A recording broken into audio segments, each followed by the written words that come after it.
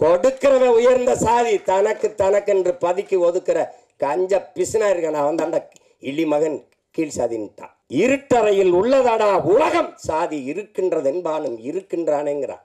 சாதிங்கிறத ஒரு கொடிய சமூக நோயா இருக்கு, கொரோனாவை விட பெரிய கொடிய நோய். சின்ன தாயவள் தந்த அந்த பாட்டு போகும். கொஞ்ச நேரம் அடி ரக்கம்மா கையை தட்டு சங்கு சக்கு சக்கு சக்குன்னு போகும். நெஞ்ச உதச்சி உதச்சி பறந்து பேரன்பும் பெருங்கோமும் இந்த திரைப்படத்தினுடைய அறிமுக விழாவிற்கு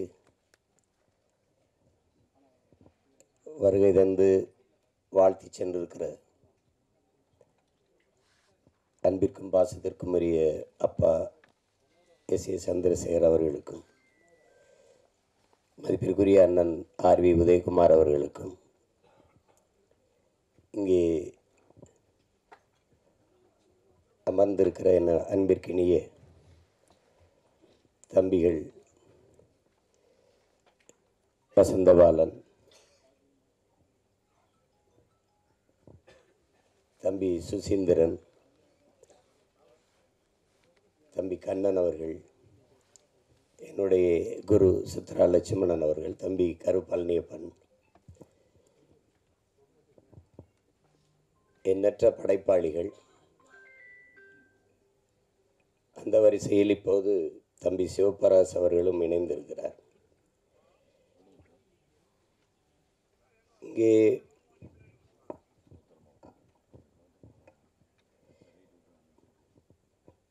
பேரன்பும் பெருங்கோமும் ஒவ்வொருத்தரும் ஒரு விளக்கத்தை சொன்னார்கள். எல்லாரும்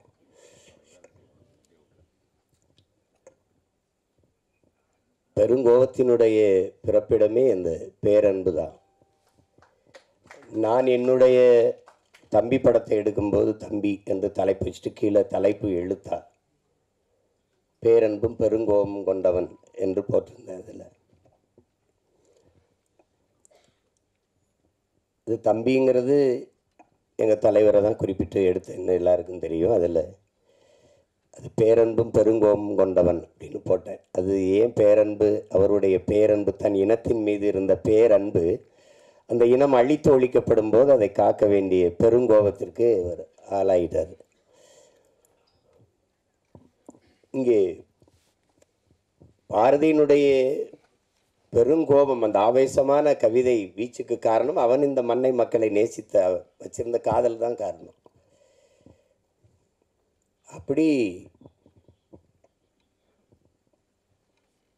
அதை உள்ளடக்கமாக வைத்து இந்த ஒரு படைப்பு படைக்கப்பட்டிருக்கு. இதில் எல்லாத்தையும் விட பெரும் பாராட்டுக்குரியவர்கள், இப்படி புதியவர்களுக்கு துணிந்து வாய்ப்பு கொடுத்த தயாரிப்பாளர் மதிப்பிற்குரிய ஜெயகிருஷ்ணன் அவர்கள் தான். அவருடைய மனைவியார் பெயரில் காமாட்சி ஜெயகிருஷ்ணன் அவர்கள் தயாரிச்சது. அப்புறம் என்னுடைய தம்பி திருமலை வருத்தப்படுறாரு இருக்கிற திரையுலகிற்கு இருக்கிற நெருக்கடிகளை குறித்து. இதெல்லாம் ரொம்ப நாள் இருக்காது, நீங்கள் கவலைப்படாது, சரி பண்ணிடலாம்.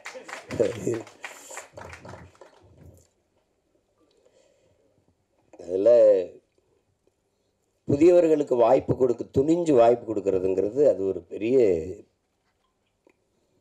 சாதனை தான். அப்படி எங்கள் அப்பா எஸ்எஸ்சி கூட பேசுனாங்க பாருங்கள். நான் ஒவ்வொருத்தட்டையாக போய் வாய்ப்பு, அவ்வளோ பெரிய இயக்குனரே தன் மகனுக்கு கேட்டேங்கிறார். அதில் ஒரு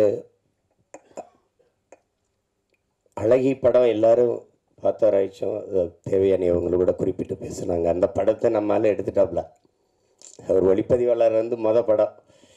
இப்போ அது 4 ஃப்ரேம்னு ஒரு திரையரங்கம் இருக்குது. அதில் என்னை கூப்பிட்டு காட்டுறாரு, ஏ வா வை பாரு அந்த படத்தை அப்படின்னு. நாங்கள் மாமத்திருந்தேன், என் தங்கச்சி கணவர் அவர், அதனால் நம்மளால் கூப்பிட்டு காட்டுறாரு. நான் படத்தை ரசிச்சுட்டு வந்து இப்படி கட்டி பிடிக்கிறேன், பாராட்டுறேன். அருமையாக எடுத்துட்டேன், ஒரு காவியம் மாதிரி எடுத்துட்டேன், படம் வெற்றி அடை, நீ ஒன்றும் கவலைப்படாத. என்ன அப்படியே சொல்கிற ஏ உண்மை எல்லாம் வந்திருக்கன்றியா? அப்படியா? என்ன ஒரு வயலும் ஒன்றும் சொல்ல மாட்டானே, என்ன இப்படி சொல்கிற? உண்மையை சொல்லு. உனக்கு எதுட்டு ஒரு நல்லா இல்லைன்னு சொல்லிட்டு போகிறேன். தயாரிப்பாளர் இங்கே நின்றுட்டு இருக்காப்புல, உதயகுமார் தானே, உதயகுமார் நின்றுட்டு இருக்காப்புல. நாங்கள் ரெண்டும் பேசிக்கிறத பார்த்து சிரிக்கிறாப்புல. என்னதான் நண்பனாக இருந்தாலும் இப்படியா போய் பேசிட்டு போகிறதுன்றப்பல என்னை பார்த்து. அந்த படம் ஓடும்னு கடைசி வரை நம்பலை அவர். அவருக்கு நல்லா எடுத்து சொல்லும்னா, ஐயா நீங்கள் உண்மையிலே சிறந்த படத்தை தயாரிச்சிருக்கிறீங்க, அந்த படம் உண்மையிலே பெரிய வெற்றி அடையும். நம்பவே இல்லை அவர். திரைக்கு வந்து பிச்சுட்டு ஓடுது. இப்போ பெரிய விடுதி கட்டி வச்சு இருக்காப்புல, அங்கே போனால் தங்குற. நீங்கள் தான் சொன்னீங்க அந்த படம் ஓடும்னு அப்படின்னு சொல்கிறாப்புல இப்போ செல்வார் அடிக்கடி. அது மாதிரி அவர் ஒரு தங்கரை பற்றி எல்லாருமே பேசிட்டாங்க. ஆனால் எனக்கு தெரிஞ்ச ஒரு தங்கர் குழு விவாதம்லாம் இல்லை கதையில். ஒரே ஆள் தான் எழுதுவார். எழுதி ஒரு வாரத்தில் அந்த கதையை எழுதிட்டு வந்து எடுத்த படங்கள் தான் அத்தனையும்.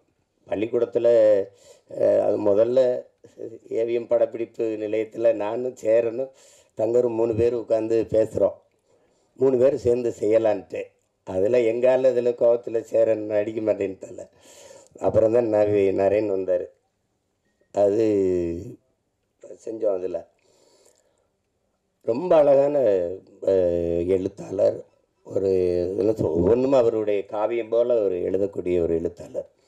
நான் கூட சொன்னேன், நீயே விஜித்தை நீயே அறிமுகம் செய்யலாமே. நான் எடுத்து வச்சுருக்காப்புல டக்குமுக்கு டிக்குத்தாளம் தானே.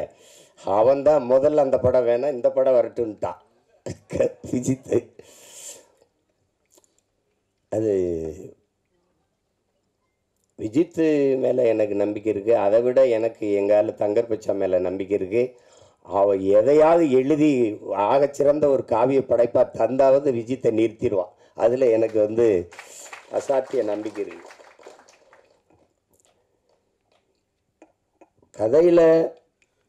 கதை என்ன சொல்ல வருதுன்னு அப்புறம் பார்ப்போம். ஆனால் விஜித் சொன்ன மாதிரி நான் எதிர்பார்க்கல. சின்ன பிள்ளையிலேருந்து அரவிந்தை விஜித்தை நம்ம பார்க்குறோம். ஆனால் ஒரு அறிமுக படத்தில் இவ்வளோ பெரிய ஒரு கனத்த ஒரு கதாபாத்திரத்தை தூக்கி சுமக்கிற ஆற்றல் அப்படிங்கிறது ஒரு பெருசு தான். ஒவ்வொரு கட்டத்திலையும் அந்த உரையாடலை வெளிப்படுத்தி உச்சரித்து பேசி அவன் அந்த இதில் வெளிக்காட்டுறதுல நல்ல முதிர்ந்த ஒரு நடிகருக்கு இருக்கிற பல படங்களை நடித்து அனுபவம் பெற்ற ஒரு நடிகர் போல் அவன் அந்த உரையாடல் உச்சரிப்பு அதை நடை இதுகளெல்லாம் அவன் சிறப்பாக செஞ்சிட்டாப்புல. நான் கூட சொன்னேன், இதை ரொம்ப நல்லா பண்ணியிருக்கான் விஜித் அப்படின்னு. அந்த இதில் அவனுக்கு அந்த திரை அறிவு அவனுக்கு நல்லா உள்வாங்கிக்கிட்டான். அதனால் அதை எளிதாக வெளிப்படுத்திட்டாங்கிறத நான் உணர்ந்தேன். ஒளிப்பதிவு ரொம்ப சொன்ன மாதிரி தம்பி சுசீந்திரன் சொன்ன மாதிரி இந்த கேரளாவுக்குள்ளே வருகிற பகுதிகளெல்லாம் ரொம்ப ரொம்ப அழகியலாக எடுத்திருக்கா. அப்படி தினேஷ் மொத்த படமே ரொம்ப நல்லா பண்ணியிருந்தார். அது தேவையற்ற அவன் எடுத்தோன்னே சொல்லிட்டான். தம்பி கருப்பல்லையும் வேலை செஞ்சுருக்காப்புல. அதே நேரம் எங்கள் அப்பா பாரதி ராஜாவுடைய பாலுமேந்திரா அவர்களுடைய திரைப்பட பயிற்சி கல்லூரியிலையும் படித்தேன்னு சொல்லும்போது தேவையற்ற காட்சி, தேவையற்ற நகர்வு, தேவையற்ற உரையாடல் சில படைப்பாளிகள் படத்தில் இருக்காது. ஒன்று அப்பா பாலுமேந்திரா, இன்னொன்று அப்பா மகேந்திரன், இன்னொன்று எங்கள் அப்பா பாரதி ராஜா. அந்த மாதிரி படங்களில் பாலுமேந்திரா அப்பாவை பற்றி சொல்லணும். நானும் எங்கள் தலைவரும் சில முக்கிய தளபதிகளோட பேசிட்டு இருக்கும்போது திரையுலகம் குறித்த பேச்சுகள் வருது. அந்த பேச்சுகள் வரும்போது ஒவ்வொரு படைப்பாளிகளை பற்றி பேசிட்டு வரும்போது பாலுமேந்திரா அப்பாவை பற்றி பேச்சு வரும்போது எல்லாரும் தான் கதை வசனங்கள் எழுதி படம் எடுக்கிறீங்க, ஏன் அவர் மாதிரி எடுக்க முடியலேன்ட்டு என்கிட்ட கேட்குறாங்க. கேட்கும்போது இங்கே உட்காந்துருந்த எங்கள் அண்ணன் பொட்டம்மான் ஊர் பாசம் நீ கண்டுக்கிறாரு அப்படிங்கிறாப்புல. 2 பேரும் ஒரே ஊர்னால ஊர் பாசத்தில் சொல்கிறாரு. ஆனால் உண்மையிலேயே அப்பா பாலுமேந்திரா படங்களையும் மகேந்திரன் ஐயா படங்களையும் நீங்கள் போட்டு பார்த்தீங்கன்னா இந்த உரையாடல் தேவையில்லை, இந்த காட்சி தேவையில்லாமல் இருக்குது, இந்த இடத்துல இந்த கருவி நகர்ந்திருக்க வேண்டாம் அப்படிலாம் நீங்கள் யாருமே குறை சொல்ல முடியாது. அவ்வளவு நேர்த்தியான படைப்பாளி. அந்த படைப்பாளியினுடைய பல்கலைக்கழகத்திலிருந்து சிவபிரகாஷ் வந்திருக்காங்கிறது இந்த படத்தை பார்க்கும்போது தெரிஞ்சது. நான் கூட தங்கட்ட சொன்னேன், தேவையற்ற பதிவு, காட்சி, உரையாடல் அப்படின்னு எதுவுமே இல்லை. முதல் படம் மாதிரி இல்லை. சிவபிரகாஷ் எனக்கு இயக்குனர் ஆகிறதுக்கு முன்னாடி இருந்து தெரியும். என்னுடைய பயணங்களில் ஒரு 4-5 ஆண்டுகள் என் கூடவே பயணித்து வந்த ஒரு தம்பி. அவர் தான் இந்த படத்தை இயக்கியிருக்காங்கிறது எனக்கு தெரியாது. அப்புறம் பின்னாடி தெரிஞ்சோண்டே ரொம்ப மகிழ்ச்சி எனக்கு அதில். அதே மாதிரி கதாநாயகன் நடித்த அந்த சாலி அவர்கள், அவங்க படத்தில் அவங்க மலையாளியாக நடித்ததுனால நானும் மலையாளி அப்படின்னு தான் நினச்சிட்டு இருந்தேன். ஆனால் நல்லா நடிச்சிருந்தாங்க. படத்தில் ஒரு கருவி இருந்து நம்மளை பதிவு பண்ணிக்கிட்டு இருக்கு, நம்ம நடிக்கிறத பதிவு பண்ணிக்கிட்டு இருக்குங்கிறது என்ன இல்லைனாவே அவன் சிறந்த கலைஞனாக ஆயிடுவான். அது தெரியுது. அது நம்ம என் தம்பி அருள்தாஸ் சொல்ல வேண்டியதில் சிறந்த ஒளிப்பதிவாளர். அவன் செய்ய வந்த வேலை வேறு, இப்போ செஞ்சுக்கிட்டு இருக்க வேலை வேறு. இதில் 2 பேரும் மையும் கோயுமே. அந்த என் தம்பி அருள்தாஸும் உண்மையான வாழ்க்கையில் ரொம்ப அநியாயத்துக்கு நல்லவங்க. திரையில் அநியாயத்துக்கு கெட்டவனாகவே நடிக்க வேண்டியது இருக்குது. அது ஒன்றும் பண்ண முடியாது. எனக்கு 2 தெரியும். எனக்கு ரொம்ப அது மைம் கோம்பியை பார்த்தா புஷ்பாலெல்லாம் பயங்கர கொடூரமான ஆளாக நடிச்சிருக்காப்புல. அப்புறம் பார்த்தா கன்னடா படத்தில் நடிக்கிறோம். எந்த படம் எந்த தொலைக்காட்சி திருப்பினாலும் நம்மால் இருக்காரு. நமக்கு ஒரு பெருமை. ஒளிப்பதிவு கருவி இல்லாமல் கூட போவாங்க. நம்மால் இல்லாமல் நீ போக முடியாது படப்பதிவுக்கு. அப்படி அந்த மாதிரி ஒரு பெருமை தான் நமக்கு. அது என் தம்பி அருள்தாஸ் கெட்டவனாலாம் நடிக்கும்போது கொஞ்சம் மனசு கஷ்டமாக தான் இருக்கும். இவன் ஏன்னா இதெல்லாம் நடிக்கிறான் அப்படின்னு. ஆனாலும் கலைன்னு வந்துட்டால் என்ன இருக்குது, அது நடிக்கணும். அதில் ஒன்றும் இல்லை. சிறந்த நடிப்பை வெளிப்படுத்தியிருந்தாங்க 2 பேருமே. எனக்கு ரொம்ப பிடிச்சிருந்தது படத்தில். அதில் தம்பி வினோத் காவல்துறை அதிகாரியாக நடிச்சிருந்தார். நம்மால் அவன் நல்லா நடிச்சிருந்தான். நல்லா அவனுக்கு ஒரு பெரிய கதாபாத்திரத்தை கொடுத்துருக்காரு சிவபிரகாஷ். ரொம்ப நல்லா வெளிப்படுத்தியிருந்தார். அவர்கிட்ட தான் கதை நகருது. ரொம்ப நல்லா இருந்தது. வாழ்த்துக்கள். வணக்கம், வாழ்த்துக்கள். இதில் நிகழ்ச்சியை நேர்த்தியாக தொகுத்து வழங்கிக்கிட்டு இருக்க என்னுடைய தம்பி முபாஸ் அவர்களுக்கு என்னுடைய வாழ்த்துக்கள். ரொம்ப அதில் குறிப்பிட்டு சொல்ல வேண்டியது ஒளிப்பதிவு, அதுக்கப்புறம் அந்த உரையாடல். அது முருகேஷ் பாபு அவர்கள் ரொம்ப அருமையாக செஞ்சிருந்தார். இந்த உரையாடல் யாருன்னு நான் கேட்டேன்னா, துருத்தலை வெளியில் போய் எப்படி தேவையற்று பேசுகிறாங்க, வம்படியாக பேசுகிறாங்க அப்படின்னு இல்லாமல் கதாபாத்திரங்கள் அதனுடைய இயல்புக்கு அந்த உரையாடலை எழுதியிருந்தார். ரொம்ப அருமையாக இருந்தது. எல்லாருக்கும் என்னுடைய அன்பும் வாழ்த்துக்களும். இங்கே ஆகச்சிறந்த மேதை இருக்கார் எங்கள் கலை இயக்குனர் முத்துராஜு. அப்புறம் என்னுடைய தம்பி கவிஞர், சிறந்த கவிஞன்.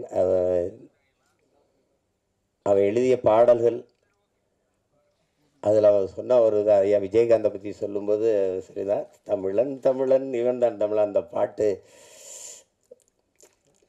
கொஞ்சம் வலியாக தான் இருந்தது. அவருடைய இறுதி ஊர்வலம் போகும்போது அந்த பாட்டை திருப்பி போடும்போது ரொம்ப இதாக இருந்தது. அவ்வளவு சிறந்த ஆற்றலாளர்கள்லாம் இங்கே இருக்கிறாங்க. என்னுடைய குரு, அவரை பற்றி நான் சொல்லணும். நாங்கள் பசும்பன் படத்துக்கு நான் கதையோசனம், எனக்கும் எங்கள் அப்பாவுக்கும் சண்டை வராத நேரங்களே இல்லை. அப்போ பஞ்சாயத்து செய்த பஞ்சாயத்துதார் அவர் தான். என்ன எழுதி கொடுத்தாலும் தாளை தூக்கி கீழே போட்டுருவாப்புல. சார் அது படிக்கிறதுலாம் கிடையாது அப்படின்ட்டு.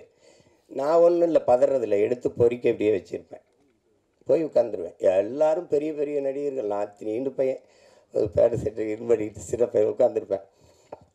திடீர்னு இந்த இடத்துல சித்ரா, இங்கே சிவா ஒரு இது பண்ணணும், ராதிகா இங்கேருந்து வரணும், இங்கே ஒரு இது வேணும், எங்கே அந்த பையன். நான் எங்கேயாவது உட்காந்துருப்பேன் தேடி. சிஷியா இங்கே வா அப்படின்னு. இன்னும் என்ன உங்கள் அப்பா வசனம் கேட்குறாரு, இங்கே வாங்க, என்னப்பா வேணும், இங்கே 2 பேரும் பேசணும், இந்த இருக்குப்பா. அப்போ அது இதாப்பா நீங்கள் கீழே சத்து முன்னாடி தூக்கி போட்டு இல்லைப்பா, அதான்ப்பா அது. ஐயோ, ஒரு தடவைலாம் அப்படி தூக்கி போட்டார். நான் கடைசியாக வெறும் இந்த இது தான் இருந்தது, அதை தூக்கி கீழே போட்டு நடந்து சென்னைக்கு கிளம்பிட்டேன். பொள்ளாச்சியிலேருந்து நடந்தே போகிறேன்ட்டு திருப்பி, ஏய் வாட உங்கள் அப்பா பற்றி யாரா புது சண்டைக்கு இருந்தா என்ன, நீ வா வா வா வா அப்படி கூட்டி போய் பல தடவை. அதுலேருந்து தான் என்னுடைய குரு. இல்லைன்னா பாதி படத்துலேயே போயிருப்பேன் ஊருக்கு. அது சொன்ன மாதிரி, தம்பி சொன்ன மாதிரி திரையுலகத்தினுடைய என்ன சொல்ற களஞ்சியம்தான். எங்கள் ஐயா நடிகர் திலகம் ஒரு நடிப்பில் கலைக்களஞ்சியம்னா, இந்த ஆண்டு இந்த படம் இப்படி வந்தது, இந்த திரையரங்கில் வெளியிட்டாங்க, இது இத்தனை நாள் ஓடிச்சு, இதனால் இது ஓடிச்சு, இந்த பண்டிகையில் வெளியாச்சு, எல்லாமே அவருக்கு தெரியும். அவர் நினைவுக்குள்ளே இருக்குது. அவ்வளவு இங்கே இருக்கிற மூத்த இதழியலாளர்கள் எங்கள் ஐயா போன்றவர் இருக்காங்க. விழாவின் சிறப்பே நீங்கள் இவ்வளோ நேரம் இருக்கிற என் உறவுகள் எல்லாம் இவ்வளோ நேரம் அமைதியாக உட்கார்ந்து இருக்கிறீங்கன்னா அதுவே இந்த விழாவுக்கு பெருமை. அது இதை காட்சிப்படுத்தி மக்கள்கிட்ட கொண்டு போய் சேர்க்க இத்தனை ஊடகவியலாளர்களும் 10 மணி ஆகியும் இருக்கிறீங்க அப்படிங்கிறத பெரிய இது. அது எனக்கு பார்த்திங்கன்னா ஒரு நேரம் ஒரு ஊரில் இருக்கணும், ஒரு நேரம் ஒரு ஊரில் இருக்கணும். நேற்று எங்கேயோ இருந்து வந்தோடனே வா படம் பார்க்கன்னு கூப்பிட்டாப்புல, அங்கே போனேன். இன்றைக்கி நீதிமன்றத்தில் நிற்கணும், நின்றுட்டு 5 மணிக்கு வந்து இறங்கினேன். வா இங்கே பாட்டு வெளியிடணும்னு கூப்பிட்டாப்புல. வேற ஆளாக இருந்தால் போய் வேலை இருக்குன்னு சொல்லலாம், அவர்னா போன்றிருப்பேன். விஜித்துக்காக வர வேண்டியது இருக்குது. இவரெல்லாம் யார் பார்ப்பா? என் தங்கச்சிக்கு என் பிள்ளைகள் விஜித்து அரவிந்துக்காக பார்க்க வேண்டியது இருக்குது. ரெண்டாவது எங்கள் தங்கர் சொன்ன மாதிரி நம்ம எல்லாருமே வெறுக்கிற இதுகள் இருக்குது, செயல்கள் இருக்குது. ஒன்று ஊழல், லஞ்சம் யாருக்கும் பிடிக்கலை, இந்த நாட்டில் யாருக்கும் பிடிக்கலை. ஆனால் ஒரு கேள்வி எழுது, யாருக்குமே ஊழல் லஞ்சம் பிடிக்கலையே, அப்போ யார் கொடுக்குறா யார் வாங்குறா? சரிதானே? லட்சுமி ராமகிருஷ்ணன் இருக்காங்க, அவங்க தான் நியாயமான தீர்ப்பு சொல்லணும். ஏன்னா இல்லை, ஒரு கேள்வியை நம்ம இப்படி கேட்டு பார்ப்போம். உங்களுக்கு ஊழல் பிடிக்குமா? லஞ்சம் யாருக்காவது பிடிக்குமா? தங்கச்சி உங்களுக்கு பிடிக்க யாருக்கும் பிடிக்காது. அப்போது யார் தாண்டா கொடுக்குறா, எவன் தாண்டா வாங்குறான் தெரியல. எங்கே இந்த ஊழல் லஞ்சம் பிறக்குது அப்படின்னா, தனக்கு கிடைக்காதது எவனுக்கும் கிடைக்கக்கூடாது, எவனுக்கும் கிடைக்காதது எனக்கு கிடைச்சிடணும். இந்த எண்ணத்தில் தான் ஊழல் லஞ்சமே பிறகு. கோயில் கருவறையா முதல்ல கும்பிட்டு போயிடணும், அதுக்கு 1000 ரூபா சிறப்பு தரிசனம் கட்டிடு, என்ன லஞ்சம். பிரசவரையா அங்கே போனால் மனைவி சேர்த்தனா மருத்துவர்னு கூட சொல்கிறது இல்லையே, நம்ம தான் டாக்டர். எவ்வளவு செலவானாலும் பரவாயில்ல காப்பாற்றிருங்க, அந்த வார்த்தையே லஞ்சமாயிருது. எவ்வளவு செலவானாலும் பரவாயில்லையா, அப்போ காசுக்காரன் போடுறான்னு திட்டிடுறான். கோயில் கருவறையில் இருந்து தாயின் கருவறை வரைக்கும் ஊழல் லஞ்சம் இருக்குது.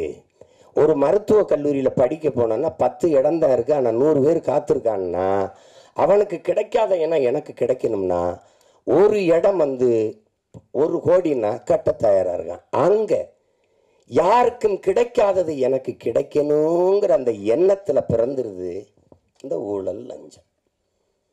அதனால ஒழிக்க முடியல. அதே மாதிரி தான் இந்த சமூகத்தின் மிக கொடிய நோய். இன்னைக்கு நேரத்தில் கதாநாயகி விட பாடினாங்க, நம் பாட்டன் பாரதி பாடினது. பாரதி ஒன்று, இந்த சமூக கட்டமைப்பின்படி அவன் தாழ்ந்தவனோ அவன் தாழ்த்தப்பட்டவனோ அப்படி கிடையாது. அவன் உலகத்தில் அவனை மாதிரி ஒரு மகன் இந்த மண்ணில் பிறந்திருக்கான்னா நீங்கள் எவனுமே இருக்க முடியாது.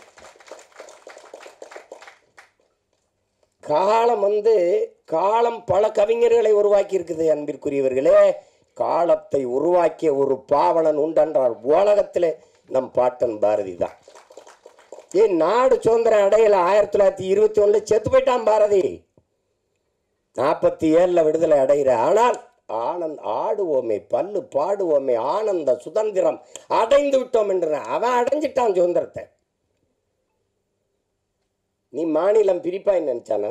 மொழி வழியே மாநிலங்கள் பிரிப்பீங்கன்னு நினைச்சானா? அவன் வந்தே மாதரம் என்போம், எங்கள் மாநில தாயை வணங்குதும் என்போங்கிறான். நீ பிரிக்கல, அதை பற்றி அவங்க கவலைப்படல. இதை தமிழ்நாடுன்னு பேர் வைப்பாங்க, அதுக்கு ஒருத்தர் 76 நாள் பட்டினி கிடந்து சாவான், அதெல்லாம் அவனுக்கு தெரியாது. தமிழ் திருநாடு தன்னை பெற்ற எங்கள் தாய் என்று கும்பிடடி பாப்பா, அமிழ்தில் இனியதடி பாப்பா, நம்ம ஆன்றோர்கள் தேசமடி பாப்பான்னு. யாரு? தமிழ்நாடுன்னு ஒரு பேரே வைப்பாங்களானே தெரியாது. கம்பன் பிறந்த தமிழ்நாடு உயர் கல்வி சிறந்த தமிழ்நாடு, புகழ் கம்பன் பிறந்த தமிழ்நாடுங்கிறான். வள்ளுவன் தன்னை உலகினுக்கே தந்து வான்புகள் கொண்ட தமிழ்நாடு, நெஞ்சை அல்லும் சிலப்பதிகாரம் எனும் மணி ஆரம் படைத்த தமிழ்நாடு தமிழ்நாடு தமிழ்நாடு பாடி தள்ளிட்டான். எப்ப தமிழ்நாடுன்னு பேர் வைப்பாங்களான்னு தெரியாது. அவ்வளோ பெரிய அறிஞ. அக்கரகாரத்தில் கழுதை வரக்கூடாத, கழுதையை கையில் தூக்கிட்டு நடந்துட்டாப்புல. இந்த பாரதி படத்தில் பார்த்தீங்கன்னா தெரியுமே. மதம் மாத்துறது நீ பார்த்துருக்கா? உலகத்தில் சாதி மாத்தின ஒரே மகான் பாரதி தான். கனகலிங்கத்தை கூப்பிட்டு மீதி அடுத்து போட்டு பூணூல போட்டு இன்னையிலிருந்து நீ பறையன் இல்லை ஐயன். யாரா? சுப்பிரமணிய பாரதி பண்ணான்னு சொல்றா. போடா. அப்படி ஒரு ஆள் நம்ம ஆள். அவன் சொல்றான், அவன் மனசுக்குள்ள எம்புட்டு வழி இருந்தா, சாதிகள் இல்லையடி பாப்பா, குல தாழ்ச்சி உயர்ச்சி சொல்லல் பாவம், நீதி உயர்ந்த மதி கல்வி அன்பு நிறைய உடையோர்கள் மேலோர்ன்றான். அதுக்கு முன்னாடி ஒரு கிளவி வர்ற, அறிவு மூதாட்டி வர்ற, சாதி இரண்டொழிய வேறில்லை சாற்றுங்கால் நீதி வலுவா நெறிமுறை. சாதி இரண்டுன்னா நம்மால் என்ன பண்ணுறான்? ஆஞ்சாதி பொஞ்சாதி. அது இல்லை சாதியே, அது இல்லை. ஆண்பால் பெண்பால், அது பாலியல் வேறுபாடு. அதில் அது சாதி இல்லை. ஆண் ஜாதி பெண் ஜாதின்னு கிடையாது, பாலியல் வேற்றுமை. அது அவ சொல்ற சாதி இட்டார் பெரியோர் இடாதார் இழிகுலத்தோர்ன்ட்டான். கொடுக்கிறவன் உயர்ந்த சாதி, தனக்கென்று பதுக்கி ஒதுக்குற கஞ்ச பிசுனா இருக்கான் அவன் தாண்ட இழி மகன் கீழ் சாதின்ட்டான். எல்லாரும் பாடி போறான். பாரதிக்கு பின்னாடி எங்களுக்கு ஒரு தாத்தன் வரான், புரட்சி பாவலன். அவன் இருட்டறையில் உள்ளதாடா உலகம்ங்கிறான். இருட்டறையில் உள்ளதாடா உலகம், சாதி இருக்கின்றது என்பானும் இருக்கின்றானேங்கிறான். தமிழுக்கு அமுதென்று பேர், அந்த தமிழ் இன்பத்தமிழ் எங்கள் உயிருக்கு நேர்னு பாடின அவன், தமிழ் என் உயிருக்கு நேர்னு பாடின அவன், தமிழ் வளர்த்தல் ஒன்று சாதி ஒழித்தல் மற்றொன்றுன்னு பாடல. சாதி ஒழித்தல் ஒன்று, நல்ல தமிழ் வளர்த்தல் மற்றொன்றுனா. முதல்ல சாதியை ஒழிடாங்கிறான். சாதிய ஒளி. எல்லாரும் சமநிலை சமூகம் படைக்கதான் போராடுறான். ஆங்க சித்தரு புத்தரு ஞானி யோகி மகான் எல்லா காலங்களையும் சாதிக்கு எதிரான குரல், சாதிக்கு எதிரான கருத்து, சாதிக்கு எதிரான கட்டுரை, சாதிக்கு எதிரான பாட்டு, சிந்தனை, போராட்டம். ஆனாலும் இந்த சாதி சாக மாட்டேங்குது. அதே தான் சொன்னான், எல்லாரையும் சாகடிக்கிற சாதியே உனக்கு ஒரு சாவு வராதா? அதானே எல்லாரும் பாடினான். இந்த தலைமுறையில் எங்கள் விஜித்து சிவபிரகாசம் அவன் பங்குக்கு ஒரு நெற்பள்ளி போடுறான் இந்த சாதியை கொளுத்துறது. சாதிங்கிறத ஒரு கொடிய சமூக நோயாக இருக்குது, கொரோனாவை விட பெரிய கொடிய நோய். சாதி என்ன செய்யுது? உலகத்திலே புனிதமான ஒன்று இருக்குங்க, அன்பு, அதை கொன்றுதுங்க. உலகத்திலே நீங்கள் இந்த மானுடன் ஒரு அளப்பெரிய ஆயுதங்களை கண்டுபிடிக்கிறாங்க மனுஷன் அழிச்சு கொள்றதுக்கு. இந்த எல்லா ஆயுதங்களையும் அழிக்கக்கூடிய ஒரு ஆற்றல் இருக்குன்னா அது அன்புக்கு தான் இருக்கு. அன்பு என்ன செஞ்சிரும்னு பாருங்க. அமெரிக்க அதிபர் இந்தியாவுக்குள்ள வந்தா கடவுச்சீட்டு வீசா அனுமதி வேணும். இந்திய நாட்டின் முதன்மை அமைச்சர் ஐயா மோடி அமெரிக்கா ரஷ்யா போனா அவர் கடவுச்சீட்டை காட்டணும், அனுமதி உள்நுழைவு அனுமதி வேணும், வீசா அனுமதி உள்நுழைவு அனுமதி வேணும். ஆனால் ஒன்றுமே இல்லைங்க. இதில் ஒருத்தி ஒன்றுமே இல்லை, அன்னை தெரேசான்னு ஒருத்தி ஒன்றுமே இல்லை. அவளுக்கு ஒன்றுமே கிடையாது. அவள் எந்த பதவிகளெல்லாம் ஒன்றும் இல்லை. பாருங்க, எல்லா நாடுகள்லையும் பணி செஞ்சு வந்து இந்தியாவில் தங்கிட்டா. அவளுடைய சேவை நிறைய தேவை இந்த நாட்டுக்கு இருந்துட்டான். அப்போ உடனே நீ வா தாயே, உனக்கு எங்கே தங்கணும்னு விருப்பமோ அங்கே நீ தங்கிக்கலாம், எந்த இடத்துல நீ குடியேற நினைக்கிறியோ அங்கே குடியேறிக்கலாம்னு உலகம் இருகரமும் விரித்து அந்த தாயை வரவேற்றதென்றால் உலகத்தை தன் அன்பால் சுருக்கி விட்டா ஒரு மனுஷி. அந்த அந்த மதம் சாதி எல்லாம் பேசிட்டுக்கிறானா, எல்லாவற்றிலும் புனிதம் ஒன்று இருக்குது, மனிதம். அந்த மனிதத்தை கொன்றுது. ஆகச் சிறந்த ஒன்று அன்பு, அதை கொன்றுது இந்த சாதி. சாதி மதம் நீங்க என்ன சாதாரண நினைக்கிறீங்களா?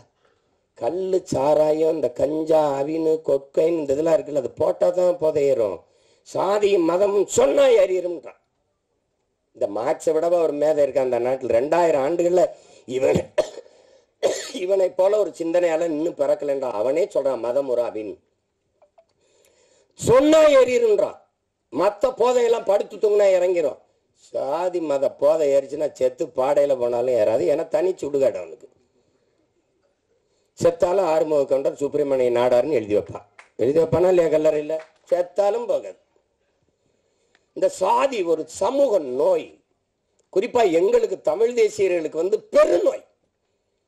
இந்த மண்ணில் பிறந்த ஒரு பெரிய புரட்சியாளன் எங்களுடைய அண்ணன் தமிழரசன் அவர்கள் எழுதுற, டேய் சாதி மதம் சாராயம்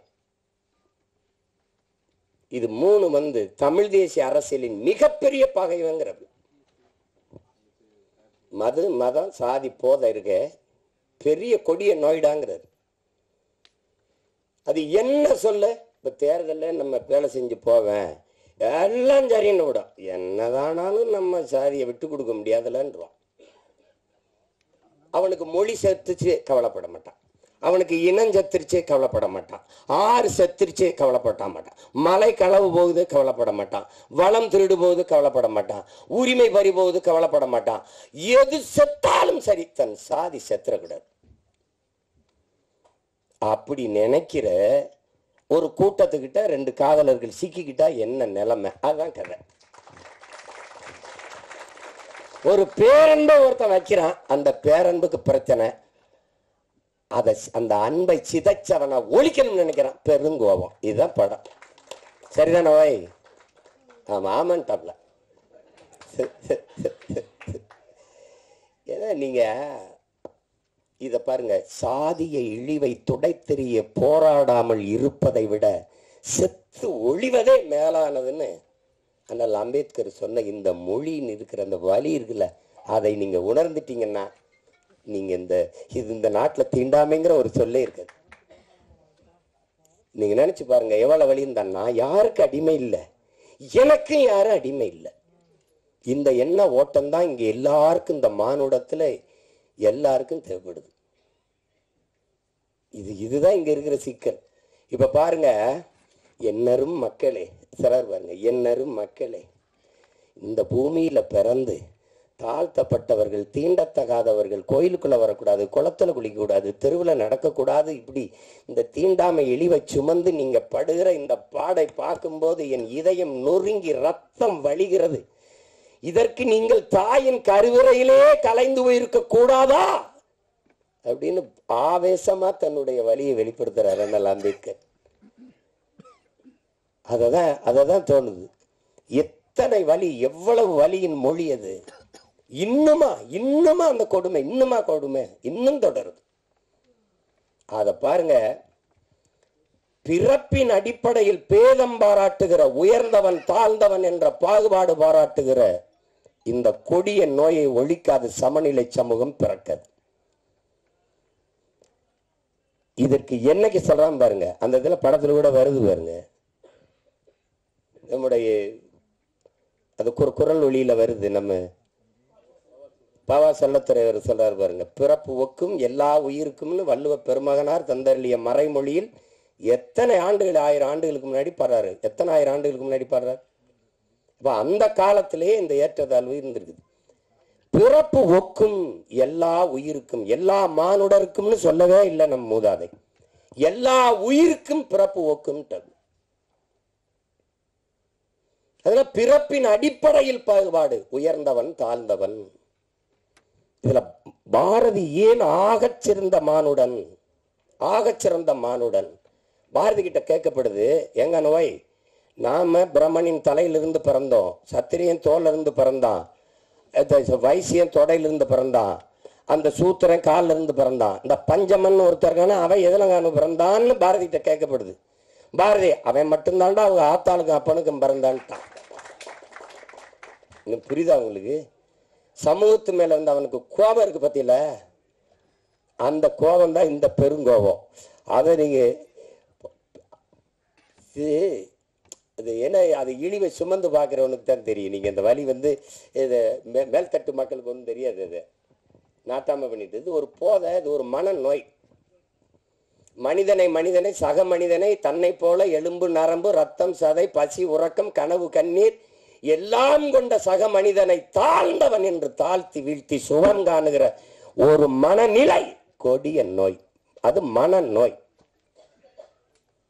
அதான் இங்க இருக்கிறது. ஒத்தது அறிவார் உயிர் வாழ்வார் மற்றெல்லாம் செத்தார்கள் வைக்கப்படும் தான் வள்ளுவ பெருமகனார். காரணம் என்ன? துணி விழுக்கிற வண்ணான், முடிதிருக்கிற மருத்துவர், அங்க சலவை தொழிலாளி வேணும், அங்க தச்சன் வேணும், அங்க விளைய வைக்க உணவுப் பொருளை விளைய வைக்க அங்க வேளாண் குடிமகன் உழவன் வேணும், அங்க அதை உணவை அதை சமைக்க பாத்திரங்கள் செய்யற குயவர் வேளாளர் குடிகள் வேணும். எல்லோரும் வேண்டும். எல்லாரும் சேர்ந்து இசைந்து வாழ்ந்தால்தான் அது சமூகம். ஒத்தது அறிவார் உயிர் வாழ்வார் மற்றெல்லாம் செத்தாருள் வைக்கப்படும். மற்றெல்லாம் பிணமுடான்ட்டான். எல்லாரும் தான் சாடி இருக்கான், பாடி இருக்கான், ஆடி இருக்கான், எல்லாம் பண்ணி பார்த்துருக்கான். ஒன்னும் நடக்கலைங்க. இங்க சாதிக்கு ஒரு சாமி, சாதிக்கு ஒரு சமநிலை சமூகம் எங்க இருக்குது? செத்த பிறகு பணத்தை புதைக்கிறதுல இவனுக்கு இந்த சாதிக்கு இது, இந்த சாதிக்கு இது, இந்த சாதிக்கு அது. இதுல எந்த சாதிக்கும் பாகுபாடு இல்லாத ஒரு தேசத்தை படைக்கும் உலகத்தில் இந்த நிலத்துல முடியல. எங்கள் உயிர் தலைவன் அவன் கனவு கண்ட தேசத்துல தமிழீழ நாட்டில நீ எவனாவே இரு, என் கோட்டுக்குள்ள என் நாட்டுக்குள்ள வந்தா நீ தமிழனா இருன்னு ஒரு மக்களை உருவாக்கி இறந்து போன எல்லாரையும் ஒரே இடத்தில் மாவீரர்கள் துயிலும் இல்லம் என்று நீ பெரிய தளபதினாலும் படு, நீ சாதாரண வீரனாலும் படு, நீ எவனாவே இரு, உயர்ந்தவன் தாழ்ந்தவன் பாகுபாடு இல்லாது எல்லோரும் ஒரே. இங்க உயர்ந்த சாதிக்காரன் சுடுகாட்டு வழியை கூட தாழ்ந்த சாதிக்காரன் பிணத்தை எடுத்து போக முடியாது. ஆனால் இங்க மகான்கள் தோன்றிருக்காங்க. காந்தி தோன்றிருக்கிறார், அண்ணல் அம்பேத்கர், பெரிய புத்தன் பூலே எல்லாரும் தோண்டிட்டான். ஒன்னும் எடுபடல, ஒன்னும் சரியில்லை. இன்னொரு தலைமுறை இந்த சாதி மதத்தை காலில் போட்ட செருப்பா போட்டு தேய்ச்சி நடந்தாலே ஒழிய இது சாகாது. இந்த கருமத்தை ஒழிக்காம சமநிலை சமூகம் படைப்பது என்பது சாத்தியமில்லை. வெற்று வார்த்தை. சாதியை இழிவு தீண்டாமை கொடுமைகளை வைத்துக்கிட்டு சாதியை ஏற்றதார்களை வைத்துக் கொண்டு சமூக முன்னேற்றம் சமூக மேம்பாடு என்று பேசுவது என்பது சாக்கடை குழியின் மேலே போடுகிற சந்தனம் பந்தலுக்கு சமம், மலக்குழியின் மேலே போடுகிற மல்லிகை பந்தலுக்கு சமம்னு அண்ணல் அம்பேத்கர் சொல்றாருன்னா காரணம் அவர் அனுபவிச்ச வழி. அவரை போல ஒரு கல்வியாளன் இந்த உலக வரலாற்றில் உண்டா சொல்லுங்க? ஒரு மனிதன் 10,000 புத்தகங்கள் தன் வாழ்நாளில் படிச்சிருக்கணும், அது குறைந்த தகுதி. ஆனால் 64,000 புத்தகங்களை படித்த ஒரு மகன் உண்டென்றால் அது அண்ணல் அம்பேத்கர் தான். ஆகச்சிறந்த கல்வியாளன். படுக்கிற இடம் கூட படிக்கிற இடத்துக்கு பக்கத்தில் இருக்கணும்ட்டு நூலகம் எங்க இருக்கோ அங்கதான் அறை எடுத்து தங்கியிருக்க. அப்பேற்பட்ட அறிஞன் சொல்லித்தான், இந்த சாதிய இழிவை தொட தெரிய போராடாமல் இருப்பதை விட செத்து ஒளிவதை மேலானதரான்ட்டார். அப்ப அது அந்த வலியை இந்த ஒரு 2 மணி நேரமா 2 மணி நேரம் அந்த படத்துல எவ்வளவு அழகா சொல்ல முடியுமோ, அதாவது அது அதிகப்படியா மிகைப்படுத்தாம இல்ல, ஆங்கிலத்துல ஓவர் டிராமான்னு சொல்லுவாங்க இல்ல, அது சொல்ல புரியும்படியா சொல்லணும்ல சில இது. அவன் சொல்லிக்கிட்டே இருந்த தம்பி வரலாம் ரொம்ப தேங்க்ஸ் ரொம்ப நன்றி சொல்ல மாட்டான் சொல்லிட்டு தான். அது நமக்கு பழகிருச்சு. சும்மா பேரளவில் நம்ம ஒரு மொழியை பேசிட்டு ஏதோ ஒன்று தெரியுறோம், அது இப்படி பழகிருச்சு. அதில் மிக ஆழமான ஒரு பதிவு, அந்த கருத்தை அது ஒரு கவித்துவமாக தாங்கி நிற்குது. ரொம்ப மிகைப்படுத்தாமல் தன் இயல்பு ஓட்டத்திற்கு இந்த கருத்துக்களை படம் சொல்லுது, வலியுறுத்துது. நல்ல ஒரு பதிவு. இனிவரும் தலைமுறையாவது இந்த சிந்தனையிலிருந்து விடுபட்டு எல்லாவற்றையும் தாண்டி ஒரு புனிதம் இருக்கு, அதான் மனிதம். அதை நோக்கி இந்த மானுடம் பயணிக்கணும். அதில் தான் இந்த உலகம் சரி வரும். இதுதான் ரொம்ப கஷ்டம். இன்னைக்கு நமக்கு ஒரு பிரச்சனை இருக்குது. காக்கை செத்தான, கொக்கு செத்தான, யானை செத்தான, புலி செத்தான, பூனை செத்தானன்னு கவலைப்படாமல் போயிட்டு இருக்கோம். அதெல்லாம் செத்தா பார்க்க நம்ம இருக்கோம், நம்ம செத்தா எவனும் இருக்க மாட்டான். அதெல்லாம் எந்த உயிர்மை நேயம் கொண்டு வாழ்ந்த ஒரு இனத்தின் மக்கள் சக மனித சாவையே இன்னைக்கு ஏறிட்டு பார்க்கறது இல்லை, போய்கிட்டே இருக்கும். அது பெரிய துயரம்தான்.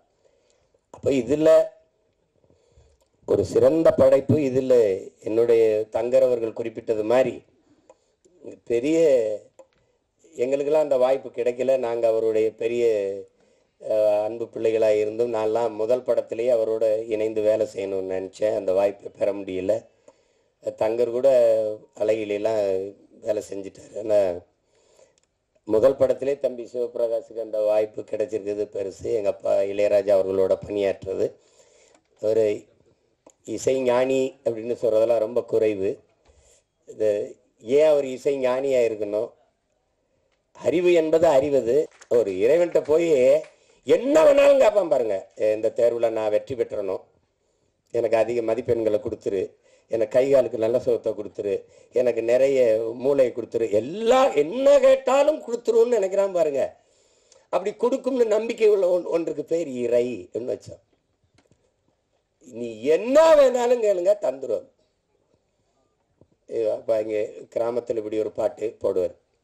நீங்கள் வேணா பாருங்க, உலகத்தில் இப்படி ஒரு இசை அறிவு கொண்ட, இசை ஆற்றல் கொண்ட ஒரு மேதை, பீத்தவான், பால்மரியட்டு, மோசாட்டு எல்லாம் சொல்லுவாங்க. கொண்டு வந்து எங்கள் ஊர் படத்துக்கு ஒரு 2 மணி நேரம் பின்னணி இசை வாசின்னு சொல்லுங்க, தெரிஞ்சிடும் யாரும் பெரிய மேதைன்னு. என்ன முத்துராஜ் போட்டு வாசிக்க சொல்லுங்க. தளபதினு ஒரு படத்தை எடுத்துக்கிறங்க. ஒரே இசையமைப்பாளர், ஒரு மியூசிக் கம்போசர், ஒரு இசையமைப்பாளர் ஒருவரே இந்த படத்துக்கு இசையமைச்சிருக்காரு, இந்த பாடல்களை உருவாக்கியிருக்காருன்னு யாராவது ஒத்துக்கிட்டா சொல்லுங்க. எடுத்த உடனே ஒரு பாட்டு, சின்ன தாயவள் தந்த அந்த பாட்டு போகும். கொஞ்ச நேரம் அடி ரக்கம்மா கையை தட்டு சாங்கு சக்கு சக்கு சக்குன்னு போகும். அதில் வந்து தேவாரத்திலிருந்து ஒரு இதை போடுவார், கும்பிட்ட ஒரு போடுவாங்க, சோபன அறிமுகத்துக்கு ஒரு இதை போடுவார். திருப்பி காட்டுக்குயில் மனசுக்குள்ளே பாட்டுக்குன்னு ஒன்று போகும். தின்னு சுந்தரி கண்ணால் ஒன்று போகும், யமுனையாற்றிலே ஈர காற்றிலே குட்டியா பீத்தவான் வா, மோசாட்டு வா, பால் மறிட்டு வா, போடுற அப்படி 7 பாட்டு போட்டுவிடாப்பா, சேதறிடுவான். யமுனை ஆற்றிலே ஈர காற்றிலே கண்ணனோடுதான் பேட. இவர் தான் சங்கு சக்கு சக்கு சக்கு, அதான் அவர் தான் கம்போசர். காட்டுக்குயில் மனசுக்குள்ளே பாட்டுக்கு அதான் கம்போசர். திருப்பி ஒருத்தர் சுந்தரி கண்ணாலூர், அது எல்லாம் ஒரே ஆளுன்னு சொல்லி எவனாவது உலகத்தில் நம்பிட்டானா என்ன கேள்வி? அது எங்காலால தான் முடியும். இப்போ டோனி சிறந்த ஆட்டக்காரர் தான், ஆனால் அவருக்கு சென்னை சேப்பாக்கம் மைதானம் தான் சரியாக இருக்கும், மற்ற இடத்துல சரியாக ஆட மாட்டார். அப்படிலாம் இல்லை, எங்காலும் எந்த திடலில் விட்டாலும் அடிப்பார். நீ இது ஹோம் பிச்சும்பா, அது ஹோம் கிரவுண்டுலாம். எங்கள் அப்பாவுக்கு எல்லா கிரவுண்டும் ஹோம் கிரவுண்டு தான். நீ நகைச்சுவையாக படம் எடு, நீ ஏதாவது எடு, எல்லாத்துக்கும் இசை கொடு. இது ஒன்றும் வேணா, நீ என்ன நாயகன் படத்தை திருப்பி நான் சொல்கிறேன், அந்த சீமா சொன்னதுக்காக ஒரு தடவை பாடு. எடுத்த உடனே ஒரு சின்ன பையன் அவங்க அப்பா தொழிற்சங்கத்தில் பாரு கொண்டுருவாங்க. இங்கேருந்து கருவிக்குள்ளிருந்து, அது ஃப்ரம் தி கேமராங்கிறது, இங்கேருந்து ஓடுவான் ஒரு சின்ன பையன். ஓடும்போது தூத்துக்குடியிலேருந்து ஓடும்போது அப்படி தென்பாண்டி சீமையிலே தேரோடு வீதியிலே மான் போல வந்தவனே யாரடிச்சார், அந்த பாட்டுக்கு தாளம் இல்லை, வெறும் புல்லாங்குழல் தாரதாரி. அப்படியே போய் பொழுது அடைஞ்சிடும். பொழுது விடியும் மும்பையில் படுத்து கிடப்பான். இதெல்லாம் எங்கள் அப்பாட்ட சொன்ன வச்சுக்க, நீ எதையுமே மறக்க மாட்டேங்கிறாயிடா. இல்லைப்பா, மறக்கிறதுக்கா பார்க்கறது. இது ஒரு இசையே இல்லை. அண்ணன் கமலஹாசன் வந்து இந்த பிள்ளைகள்லாம் அப்படி ஒரு கொசு வலைக்கு கீழே படுத்துருக்கும் போது அப்படி தென்பாண்டி சீமையில தேரோடு வீதியில, அது அண்ணன் குரல்ல வரும். நல்ல தாளம் தபேலாலாம் வாட்சி போவாப்புல. இது அப்பப்போ வரும்போதெல்லாம் தபேலா போயிட்டே இருக்கும். கடைசி எங்கள் அண்ணன் செத்துருவாப்புல, சுட்டுருவான். அந்தவன் செத்து இப்படி விழுந்த உடனே அந்த கோட்டை சரிஞ்சிருச்சு, அந்த பேரரசு இடிஞ்சிருச்சு, அழிஞ்சிருச்சு.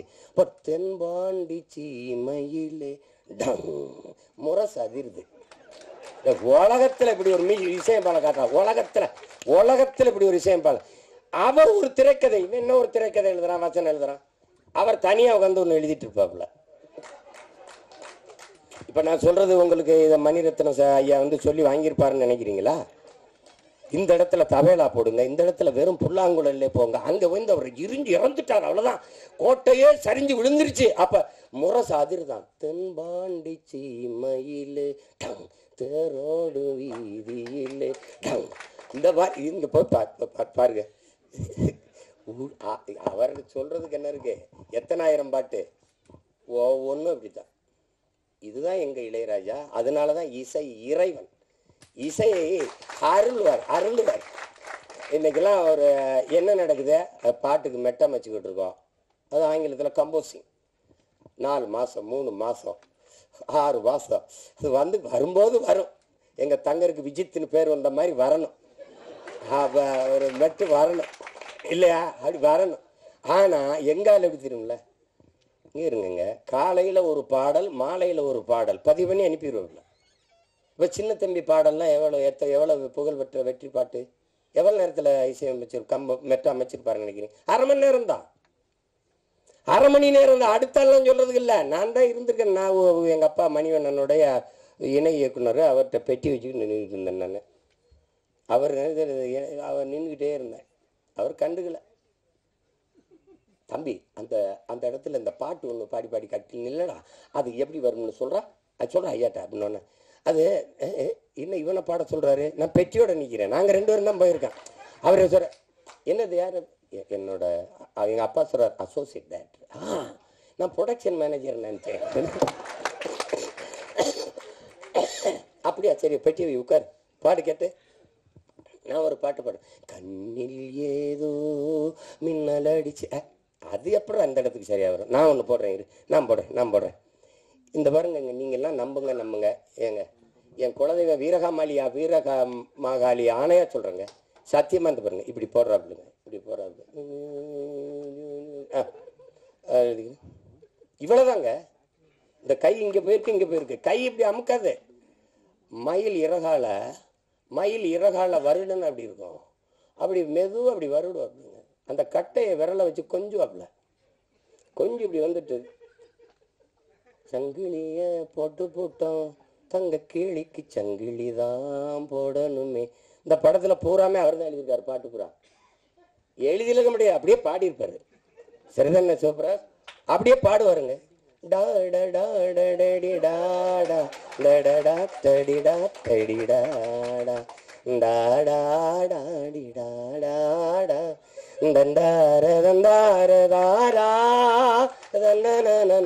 அந்த தன்னனாலதான் இளையராஜா.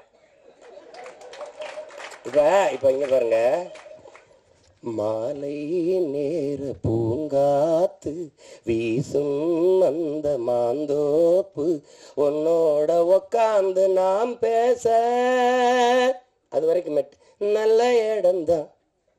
அங்க ஒரு ஆமுக்கு போட்டுருவாங்க. எப்படி பாருங்க, அவரை ரசிச்சிட்டீங்கன்னு வச்சுக்கிறீங்களா, ஒன்று சோறு தண்ணி ஒன்றும் தான் கிடையாது. எங்களை பெத்த தாய் பாடின தாலாட்டு எவனுக்கு நினைவு இருக்கு இந்த கூட்டத்தில்? ஆனால் 30-40 வருஷமா ஒரே ஆளோட தாலாட்டு சலிக்கலை, இன்னைக்கும் சலிக்கலை. இவன் தம்பி இந்த மிஸ்கின் ஒரு படம் எடுத்தா, இது சைக்கோன்னு ஒரு படம், அதில் என்னமோ தம்பி உதயநிதி ஒரு இதை வச்சுக்கிட்டு பாடுறாப்புல. அதில் வந்து ஒன்று நினச்சி உருகி போனேன் மெழுகா. யாரா இருந்தாலும் யாரா விட, இன்னைக்கு யாராவலோ என்னை தீண்டும் காற்றின் விரலோ, யாராவலோ தாலாட்டின் தாயின் குரலோ, ஒன்ன நினைச்சு உருகி போனேன் மெழுகா. நெஞ்ச உதச்சு பறந்து. எங்கால பாருங்க, விஜித்துக்கும் போடுவாரு, விஜித்து பையன் இயக்கம் வந்தாலும் போடுவாப்ல. அது வந்து வரும். எப்பவாவது அரிதான அவதாரங்கள். எப்படி இலக்கிய உலகில் பாரதி வந்தானோ அது மாதிரி இசை உலகில் எங்கள் அப்பா இளையராஜா. அது ஒரு வரம். அதனால இசை இறைவனின் ஆசி பெற்ற ஒரு படம் இது. அதனால இது ஒரு மாபெரும் வெற்றி அடையணும். நான் வந்து உளமாற வாழ்த்த வந்திருக்கேன். நான் வந்து இது ஏன்னா எங்கள் விஜித்தோட படங்கிறதுனால, தங்கர் படம் எடுத்து கூப்பிட்டா போய வேலை இருக்கு எனக்குன்னு போயிருப்பேன். அது அவர் தெரியும். சிரமம்தான். இப்போ போய் 3 நாள் ஆச்சு இப்படி சுற்றிட்டு திரிஞ்சு, காலையில் இன்னும் ஓடணும். அது ஆனாலும் இந்த இந்த விழாவும் இந்த நிகழ்வும் எனக்கு ரொம்ப முக்கியமானது. எனக்கு ரொம்ப முக்கியமானது. அது நான் அரவிந்த் தான், எங்கள் அரவிந்த் அவன் தான் இந்த வேலையை செய்ய ஆரம்பிப்பான்னு நினச்சேன் நான். அதனால் விஜித் வந்திருக்கேன். எனக்கு நான் இவ்வளவு விஜித்திட்ட எதிர்பார்க்கல. ஒரு முதிர்ந்த நடி எங்கள் அண்ணன் சந்திரசேகர் இருக்காங்க. அவங்க அந்த பாலைவனச்சோலையில் நடித்த போது அவ்வளவு இதாக இருக்கும். அந்த உரையாடலை வெளிப்படுத்துகிற ஆற்றல், அந்த இதெல்லாம் உடல் மொழியெல்லாம் ரொம்ப மென்மையாக அதை மாதிரி நடிச்சிருக்கான். அது முதல் படம்னு சொல்ல முடியாத அளவுக்கு நடிச்சிருக்கான் விஜித்து. பாராட்டுகள். அதில் ரொம்ப பெருமைக்குரிய ஒரு நிகழ்வு. இதில் நீங்கள் விஜித்தை பாராட்டுவது தங்கரை பாராட்டுவதும் தான், என்னை பாராட்டுவதும் தான், இங்கே இருக்கிற ஒவ்வொருத்தரையும் பாராட்டுவதும் தான். இருந்தாலும் அது அவனுக்கு ஒரு தொடக்கம். தேவயானி அவர்கள் சொன்னது போல் உன்னுடைய தனித்திறமையில் தான் நீ வெல்லணும். அது முக்கியம். யாருக்குமே அந்த புகழுங்கிறது ஒரு முகவரி அட்டை போல் பயன்படும். ஆனால் நீங்கள் செய்கிற வேலையினுடைய ஆற்றலை பொறுத்து தான் நீங்கள் நிலைத்திருக்க போறீங்களா இல்லையாங்கிறது நிரூபிக்கப்படுது. அண்ணன் சிவகுமாருடைய பிள்ளைகள் தம்பி சூர்யாவும் கார்த்திக் வந்தாங்கன்னா, சிவகுமாரன் மகன்கள்ங்கிறது ஒரு அறிமுகத்துக்கு சரியாக இருந்தது. தன்னை ஆற்றலால் நிரூபித்தாங்க. அது மாதிரி தான் எங்கள் அப்பா என்னதான் எஸ்எஸ்சி அவர்கள் அவனை அறிமுகப்படுத்தலான்னு தம்பி விஜயை தன்னுடைய தனித்த ஆற்றலால் இன்னைக்கு இவ்வளோ பெரிய புகழ்பெற்ற ஒரு இடத்துக்கு வந்திருக்காருன்னா உழைப்பு. எப்படி பார்த்தாலும் உடன் பிறந்தார்களே, வெற்றிக்கு ஒரே ஒரு வாய்ப்பு தான் இருக்கு, கடுமையான உழைப்பு.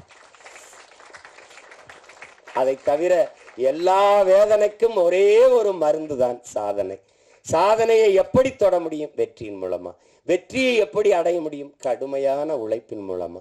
அதனால உழைப்பு உழைப்பு உழைப்பு, அதை தவிர ஒன்றும் கிடையாது. இந்த பேரன்பும் பெருங்கோபத்துக்கு எழுப்பின கோபம்தான் அது உணவு அளித்தது. பெரும் பேரன்பு அவர்களுக்கு ஏன் உணவு கிடைக்கவில்லை என்று கேள்வியை எழுப்பியது பெருங்கோபம். அதுதான் இந்த சமூகத்தை பார்த்து இந்த படம் பல கேள்விகளை எழுப்புது. எத்தனை காலத்துக்குடா இந்த சாதி சனியனை வச்சு எங்களை சாகடிப்பீங்கன்னு அன்பு கொண்ட நெஞ்சங்கள் கெஞ்சுது. அதான் படம். தயவு செய்து படத்தை பார்த்து ஆதரவு கொடுங்க. ஊடகவியலாளர்கள்லாம், ஐயா ரஜினிகாந்த் படம் வந்தால் எப்படி எழுதுவீங்களோ, தம்பி விஜய் படம் வந்தால் எப்படி எழுதுவீங்களோ, அதுபோல் இது படம் புதியவர்களை வரவேற்கணும். அது இல்லைன்னா புதிதான ஒன்று எதுவும் வராது. இப்போ என்னையெல்லாம் தேர்தலில் போட்டியிடுறேன்னு யாரும் சொல்கிறது இல்லை. கருத்து கணிப்பில் கூட இந்த கட்சின்னு ஒன்று இருக்குது, சீமான்னு ஒருத்தர் இருக்கான், அவனும் போட்டி போட போகிறான்னே சொல்கிறது இல்லை. அங்கே இருக்குது ஒரு பெரிய தீண்டாமை. அதை ஒழிக்க நான் போராடிட்டு இருக்கேன். இது சமூகத்தில் இருக்க தீண்டாமை ஒழிக்க தம்பி எல்லாம் சேர்ந்து போராடுறாங்க. எல்லாருக்கும் என்னுடைய அன்பும் வாழ்த்துக்களும். இவ்வளோ நேரம் இருந்து எல்லாருக்கும் என்னுடைய அன்பும் வாழ்த்துக்களும். ரொம்ப பெருமை. அவர் தம்பி கதிரோடைய அப்பா கதிர் நான் ரொம்ப நெருக்கம். என்னுடைய தம்பி அவருடைய தந்தையாக இருந்தாங்க. அவரும் நடிச்சுக்காரு. நல்லவர் அல்ல, கெட்டவராக தான் நடிச்சுக்காப்ல. கொஞ்சம் கொஞ்சமாக சாகும் சாதி, கொஞ்சம் கொஞ்சமாக சாகும். சமூக மாறுதல்கள் வந்து கொண்டிருக்கு. இன்னொரு தலைமுறை மாறி வருது. அந்த மாற்றத்திற்காக நம்ம எல்லோரும்